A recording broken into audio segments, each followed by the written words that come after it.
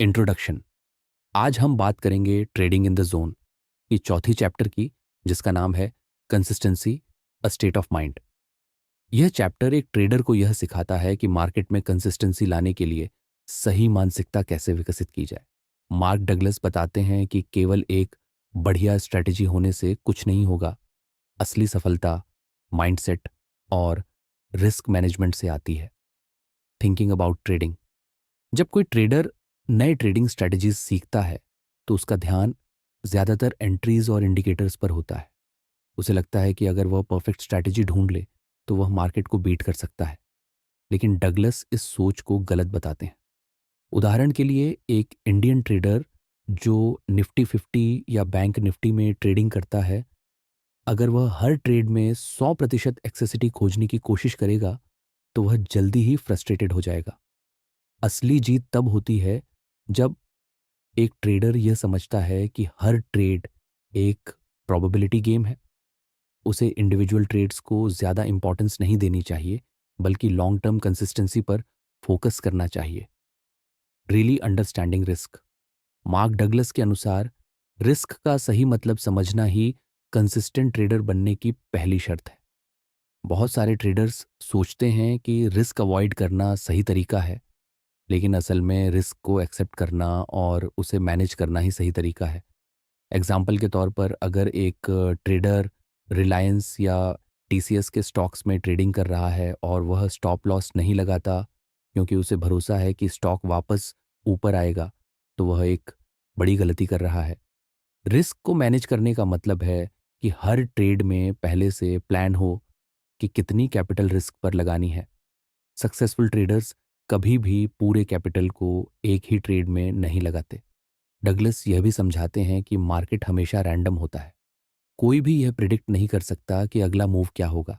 इसलिए एक successful trader वही है जो मार्केट की प्रोबेबिलिटीज को एक्सेप्ट करे और रिस्क को कंट्रोल में रखे। Aligning your mental environment. एक सक्सेसफुल ट्रेडर बनने के लिए आपको अपनी सोच और मानसिकता को सही दिशा में अलाइन करना होगा। एक, इमोशनल डिसिप्लिन।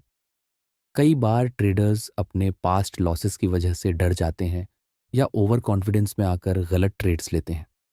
अगर एक ट्रेडर फियर और ग्रीड को कंट्रोल कर ले तो वह कंसिस्टेंटली प्रॉफिट कर सकता है। दो, बिलीफ सिस्टम को सही करना। कई बार हम मार्केट को अपनी एक्सपेक्टेशंस के हिसाब से चलाना चाहते हैं, लेकिन मार्केट हमारी सोच के हिसाब से नहीं चलता।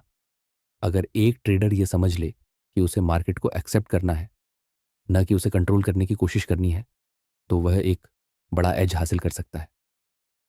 3, प्रोसेस पर फोकस करना।